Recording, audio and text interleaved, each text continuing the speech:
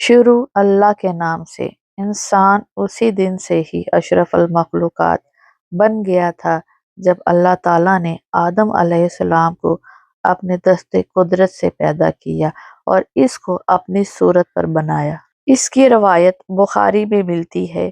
پھر اس کے خاکی پتلے میں اپنی روح پھونکی اور وہ گوشت پوست کا انسان بن گیا۔ اس کے بعد اللہ تعالیٰ نے تمام فرشتوں اور ابلیس کو حکم دیا کہ آدم علیہ السلام کو سجدہ کرو۔ تمام ملائکہ نے حضرت آدم علیہ السلام کو تو سجدہ کر لیا مگر ابلیس نہ جھکا۔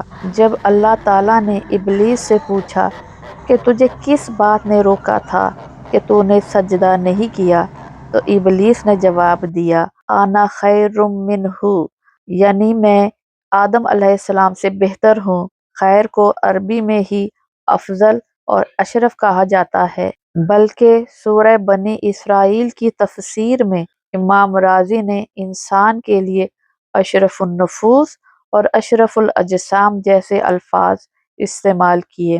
اشرف یا اشرافیہ، اس کا ایک مطلب سرپرست بھی ہے، جس کو عرف عام میں نگران بھی کہا جاتا ہے، اور خلیفہ بھی نگران ہی ہوتا ہے۔ سورہ بقرہ کی آیت 30 میں اللہ تعالیٰ نے فرشتوں کو فرمایا کہ میں زمین میں خلیفہ یعنی اپنا نائب بنانے والا ہوں، تو فرشتوں نے اس پر اعتراض کیا۔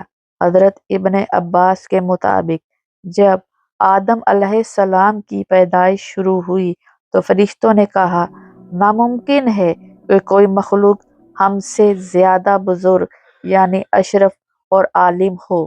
اللہ تعالیٰ نے حضرت آدم علیہ السلام کو تمام اشیاء کے نام سکھا دیے، اور ایک روایت کے مطابق حضرت آدم علیہ السلام کو 12,000 زبانیں بھی سکھائی تھیں۔ فرشتوں نے جب حضرت آدم علیہ السلام کو دیا ہوا علم دیکھا تو ان کی بندگی کا اقرار کر لیا، یعنی انہیں اشرف المخلوقات تسلیم کر لیا۔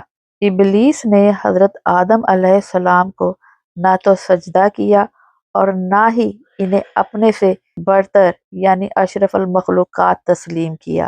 کچھ لوگوں کی آج بھی یہی سوچ ہے کہ انسان اشرف المخلوقات نہیں ہے، کیونکہ سورہ بنی اسرائیل کی آیت 70 کے مطابق انسان کو اکثر مخلوقات پر فضیلت دی گئی ہے، نہ کہ تمام مخلوقات پر۔ اس منفی سوچ کا جواب تفاسیر قرآن میں لکھا ہے۔ تفسیر ابن عباس کے مطابق انسانوں کو خشکی اور پانی کے جانوروں پر شکل و صورت اور ہاتھ پاؤں کے اعتبار سے فوقیت دی گئی ہے۔ تفسیر بغوی کے مطابق اکثر کل کا قائم مقام ہے، یعنی اس سے مراد تمام مخلوقات ہیں۔ تفسیر مظہری کے مطابق سورہ بنی اسرائیل کی آیت 70 میں لفظ کثیر سے کل مراد لیتے ہیں، یعنی تمام ملائکہ پر بھی انسان کو فضیلت دی گئی ہے۔ انسان میں اللہ کی روح پھونکی گئی ہے، جس کی وجہ سے انسان کا تعلق براہ راست اللہ سے جڑ جاتا ہے۔